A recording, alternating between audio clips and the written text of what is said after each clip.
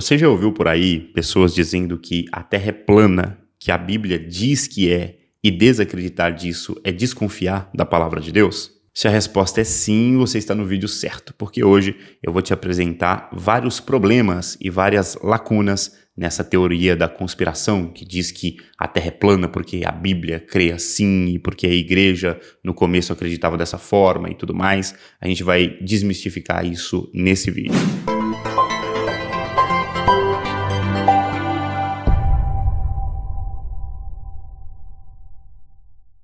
Mas é claro que, antes disso, se você não me conhece, muito prazer. Meu nome é Fernando Martins, você está no meu canal e aqui a gente fala de Bíblia, de teologia, de exegese, de hermenêutica, de como interpretar corretamente os textos bíblicos e não ficar caindo em papinho furado aí, teoria da conspiração.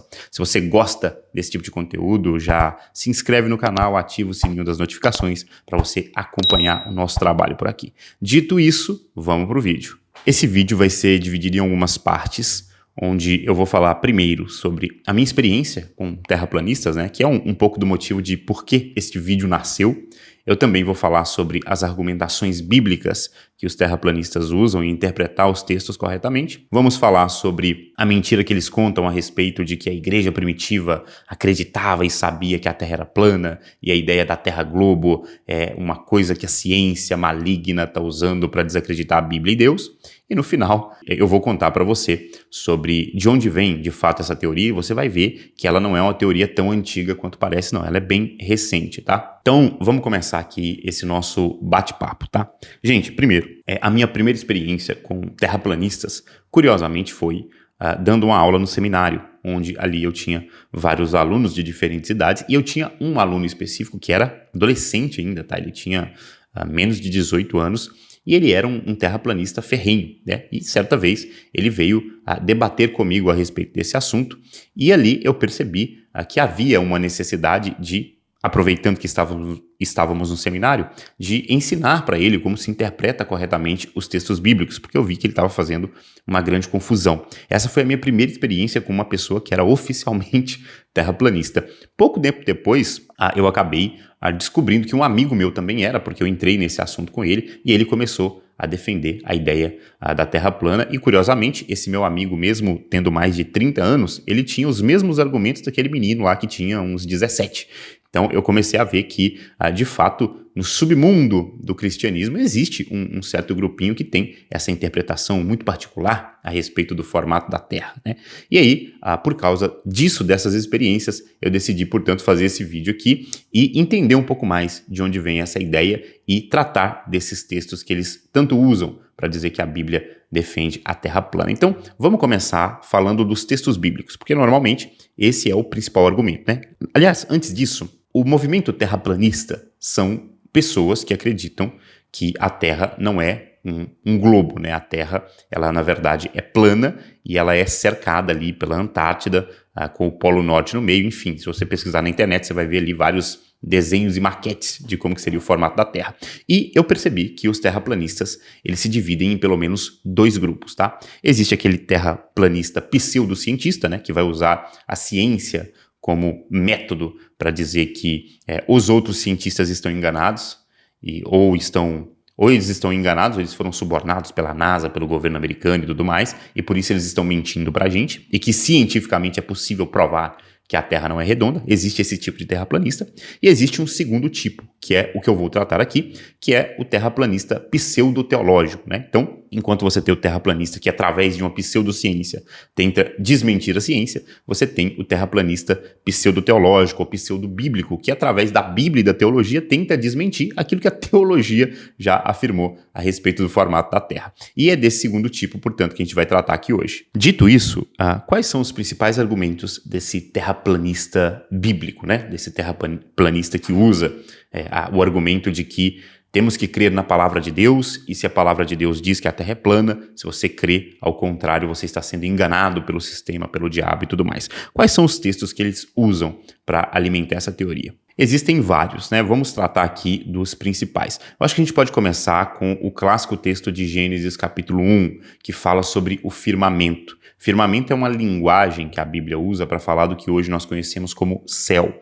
Lembrando que firmamento é uma palavra já traduzida, né? O texto original, escrito em hebraico, apresenta o termo raquia, que as Bíblias traduzem como firmamento, mas algumas traduzem usando também outras palavras. O terraplanismo vai dizer que firmamento é algo sólido, né? Então é como se acima de onde a gente vive, né, existisse uma cúpula, uma redoma, algo sólido que meio que guarda a gente. Então imagine aí uma panela com uma tampa que cobre tudo. Essa é a ideia do firmamento, e o firmamento seria algo sólido, ou seja, não seria possível sair dele, né, romper o firmamento, o que significa que as viagens espaciais, elas precisam ser mentira, elas não podem acontecer, porque não tem como ultrapassar o firmamento, porque a Bíblia diz que ele meio que cobre toda a Terra, né? O que os terraplanistas não costumam observar é que, primeiro, Moisés ele está usando uma linguagem metafórica porque ele precisa explicar conceitos teológicos para um povo que é recém-saído da escravidão no Egito, né? Então, Moisés não está falando para acadêmicos, o que significa que ele não pode usar uma linguagem científica, até porque o público dele, o público inicial de Moisés, é um povo pré-científico. Então Moisés faz mão, lança mão de uma linguagem metafórica na maioria das vezes. Por isso ele fala sobre firmamento ali. Inclusive, é importante a gente lembrar que quando ele usa o termo firmamento, ele também vai dizer que as aves voam no firmamento, provando que ele não pode estar falando de uma cúpula sólida e intransponível, né? E a Bíblia costuma usar outras metáforas para falar do céu, como, por exemplo, lá no livro do profeta Malaquias, onde é dito que Deus vai abrir as comportas do céu. Poxa, nós sabemos que o céu não tem portas, né? Não é assim que funciona. É apenas uma linguagem específica que está sendo empregada ali para que a gente possa compreender aqueles conceitos. É por isso, pessoal, que eu sempre defendo por aqui que o Gênesis não pode ser lido de forma científica, porque ele não é um livro científico, ele é um livro teológico. O Gênesis não está preocupado em responder às questões do seu professor ateu, metido a cientista. O Gênesis estava preocupado em responder às questões daquele povo que saiu do Egito e que estava acostumado a ouvir lendas da criação sobre vários deuses, né, e como eles criaram o mundo, e Moisés tinha o papel de mostrar para eles não como o mundo havia sido criado, mas quem tinha criado o mundo de fato, que era o único Deus verdadeiro. Portanto, nós podemos compreender que Moisés não está ali dando uma aula de ciências para ninguém. Ele está apenas usando metáforas e linguagens conhecidas por aquele povo para comunicar as verdades de Deus. Coisa similar que acontece lá em Apocalipse, em outro texto que os terraplanistas adoram, né? Onde o texto bíblico fala a respeito dos anjos que seguram os ventos nos quatro cantos da terra.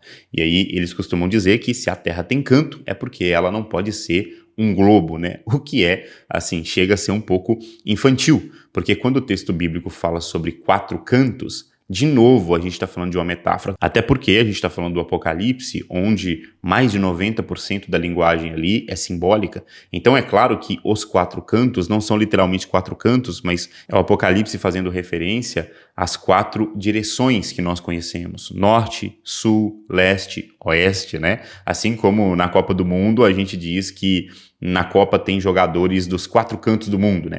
A gente não está falando literalmente do canto, mas é porque são pessoas que vêm de diferentes regiões, de diferentes lugares, de lugares distantes. É isso que João está querendo dizer quando ele escreve esse texto em Apocalipse. Outros trechos bíblicos que são infantilmente utilizados para argumentar isso são aquele onde Jesus está no deserto e, ao ser tentado pelo diabo, ele é levado para um monte muito alto e de lá ele vê todos os reinos da terra. Logo, o terraplanista diz: está vendo? Como seria possível Jesus enxergar todos os reinos se a terra fosse redonda, né? Não teria como ele ver o que teoricamente estaria embaixo dele. Isso chega a ser um pouco engraçado, porque ignora-se qual é o sentido profético e espiritual dessa passagem. Quando o diabo mostra para Jesus todos os reinos da terra, isso é uma visão espiritual, não significa necessariamente que eles subiram no monte mais alto, até porque o monte mais alto do mundo é o Everest, e lá de cima não é possível ver o mundo inteiro, porque várias pessoas já chegaram lá e já afirmaram isso. Aqui, de novo, a gente vê uma dificuldade em interpretar o que tem valor poético, profético e espiritual. Nós não podemos ser literalistas, acreditando que cada palavra, cada letra da Bíblia deve ser interpretada da maneira mais realística possível. Não é assim, isso não faz sentido. Não tem como você aplicar isso, por exemplo, nas parábolas de Jesus. Não tem como aplicar isso às profecias do Apocalipse. Quando o texto fala sobre uma besta de 7 cabeças que sai do mar e outra que sai da terra, a gente entende que o texto não está falando de monstros literais, mas que aquelas figuras apontam para outras realidades. Então, os terraplanistas sempre vão usar textos poéticos e proféticos como se eles fossem literais, só para provar que a Bíblia está falando sobre o formato da Terra, o que é um equívoco. A Bíblia não está preocupada em apresentar o formato da Terra. O problema de algumas pessoas é que elas acreditam ou elas têm uma visão equivocada sobre qual é o objetivo da Bíblia, da palavra de Deus. A Bíblia, ela não é um livro que Deus entregou para nós para que ele fosse uma espécie de almanaque do mundo, um livro para responder todas as perguntas do universo. Não, a Bíblia, ela tem assuntos específicos. A Bíblia tem temas do qual ela quer tratar e temas que ela simplesmente ignora. E isso não é dizer que a palavra de Deus é limitada. Isso significa que Deus simplesmente quer tratar de determinados assuntos e não de outros. A Bíblia fala sobre um monte de animais, né? Tem um monte de bicho lá, mas ela não fala sobre todas as espécies que existem. A Bíblia fala de plantas e cita nomes de árvores, mas não fala de todas as árvores que existem. A Bíblia fala de povos e nações, mas ela não cataloga todas as etnias que existem, simplesmente porque esse não é o objetivo. Tentar encontrar na Bíblia informações claríssimas sobre o formato da Terra seria como abrir um livro de culinária e procurar como se faz um motor de foguete. Simplesmente você não vai encontrar porque aquele livro não é sobre aquele assunto. Mas uma coisa que eles costumam alegar é que a igreja que teve contato com a Bíblia, até a Idade Média, sempre acreditou que o formato da Terra não era um globo e que somente com o advento da ciência e dos cientistas malvados que queriam provar que Deus não existia e que a Bíblia não era a palavra de Deus, somente a partir do momento em que a ciência adentra na igreja é que nós passamos a desacreditar que a Terra é plana. Mas será mesmo que isso é verdade? Será que na Idade Média os grandes teólogos acreditavam nisso? Bem, aqui a gente vai entrar em um mito muito, mas muito interessante que pouca gente conhece. Olha só, já estou começando a usar a linguagem terraplanista. Sei de uma coisa que pouca gente sabe, mas vamos entender melhor essa história. Quando nós olhamos para o passado da igreja, nós vamos ver que os grandes teólogos de todos os períodos ali, da patrística, eles já sabiam que a Terra não era plana. E por que eles sabiam, eles tinham esse conhecimento? Porque muito tempo antes da igreja primitiva iniciar os seus trabalhos evangelísticos, os gregos, sobretudo ali na figura de Aristóteles, já tinham feito cálculos a respeito do tamanho da Terra, da circunferência dela, e chegado à conclusão de que o seu formato não poderia ser um formato plano, e sim esférico. A igreja olhou para essas informações dos filósofos gregos e não questionou isso como se fosse algo feito por um pagão que a gente deveria rejeitar. A igreja simplesmente aceitou, porque ela compreendia que a verdade de Deus estava também no mundo e que Deus poderia, ao passar do tempo, ir revelando para as pessoas alguns mistérios do universo, de forma que a igreja primitiva não entendia a ciência como inimiga dela. Na verdade, isso é um desenho que se faz hoje em dia, e muito preconceituoso, aliás. Essa ideia maluca de que os clérigos defendiam a Terra plana, ela surge de uma biografia bastante duvidosa e questionável a respeito da pessoa de Cristóvão Colombo, né? Alguém teria escrito, certa vez, que Cristóvão queria mostrar para a igreja que a Terra não era plana, né? E os clérigos, né, os bispos da época, ficaram dizendo para ele tomar cuidado, porque senão ele ia cair da borda. Essa história existe, mas ela é muito mais lendária do que real. Essa conversa sobre cair da borda não aconteceu de fato.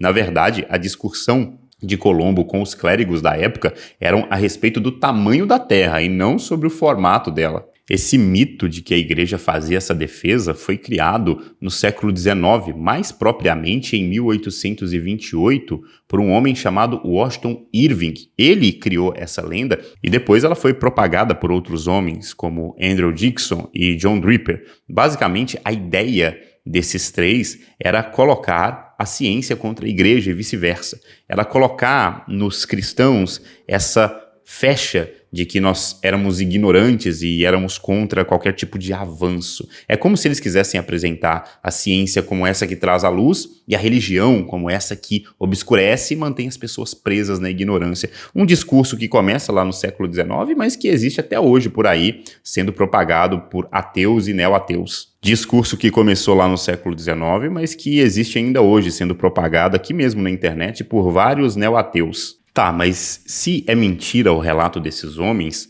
a gente tem provas de pessoas antes da Idade Média que eram importantes no meio cristão falando a respeito do formato da Terra? Temos sim. O primeiro deles a gente consegue encontrar ali no século VIII, um homem conhecido como Beda. Ele era um monge que escreveu um livro onde ele fala sobre o formato da Terra como sendo esférico. E a gente está falando do século VIII, muito antes do século XIX. Mas talvez o Beda não seja suficiente para a gente, porque, vamos lá, né, ele não é um nome tão conhecido. Não tem problema, a gente tem Santo Agostinho e Tomás de Aquino, o maior teólogo da Idade Média, também defendendo a ideia de uma Terra-globo. Diante desses grandes nomes da teologia, como é que a gente ainda pode sustentar essa maluquice de que a igreja sempre acreditou na Terra plana? Como assim? Basta olhar para o que esses homens que eu mencionei aqui pensavam que a gente vai ver que essa ideia não se sustenta. E agora a gente chega na terceira parte desse vídeo, onde que os terraplanistas se ajuntam e por que eles tentam ainda popularizar essa ideia. Talvez a resposta não seja tão complexa assim. Talvez muita gente queira sempre estar, como que eu posso dizer, na crista da onda, sabe? Quando você quer possuir determinadas informações que te deixem em destaque, que façam as outras pessoas olhar para você e te admirarem, tipo, nossa, como esse cara é esperto, como ela é sábia, como ele tem conhecimentos ocultos que eu não tenho. Infelizmente, a internet potencializa esse tipo de pensamento e aí algumas pessoas encontram em comunidades terraplanistas esse afago, né? Então, eu faço parte desse grupo, eu sou dessa galera, nós somos os lutadores da verdade. E aí, quando essas pessoas olham para a história, elas simplesmente fazem uma seleção. Elas pegam tudo aquilo que confirma a crença que elas já têm, pegando ali exemplos pontuais, né, como os terraplanistas fazem hoje. Eles pegam, às vezes, 1 ou 2 malucos que no passado eram cristãos e gostavam da Terra plana, e eles colocam essas pessoas como grandes representantes da verdade, quando na verdade eram só indivíduos que haviam se equivocado a respeito de uma coisa. A gente já viu aqui que a Bíblia não dá para nós essa ideia de que a Terra é plana e de que a teologia, ao longo do tempo, nunca afirmou isso. Inclusive, hoje, oficialmente falando, a Igreja Católica é contrária à Terra plana, assim como instituições evangélicas sérias. Você pode perguntar, por exemplo, para os líderes batistas, assembleianos, presbiterianos, qual é a posição oficial das igrejas a respeito disso. Eles vão dizer que essas igrejas não apoiam a Terra plana e que, inclusive, muitos cristãos consideram o terraplanismo como um desserviço, porque isso simplesmente faz parecer com que todos os cristãos são ignorantes e inimigos da ciência, quando na verdade não é assim. O cristianismo verdadeiro e a boa ciência não são inimigas, mas elas andam de mão dada. Ciência de qualidade, bom senso e uma boa leitura bíblica são coisas que não fazem mal para ninguém, muito pelo contrário, são coisas que fundamentam e fortalecem a nossa fé. Portanto, não caia nesse papinho de conspiradores e se alguém vier com essas conversas esquisitas para você, mande esse vídeo para essa pessoa, tá? E falando em estudar, né, com qualidade e seriedade, eu tenho um curso chamado Imersão Fundamentos. Se você gosta de teologia e quer aprender comigo de forma mais organizada, profunda, com direito a slide, a material em PDF e acompanhamento de alunos no grupo, se você quer participar disso, é só se inscrever aqui no primeiro link que está na descrição. Só clicar aqui embaixo e vir ser meu aluno. No mais é isso, a gente vai ficando por aqui. Permaneça bem, permaneça seguro em Cristo e eu te vejo no próximo vídeo.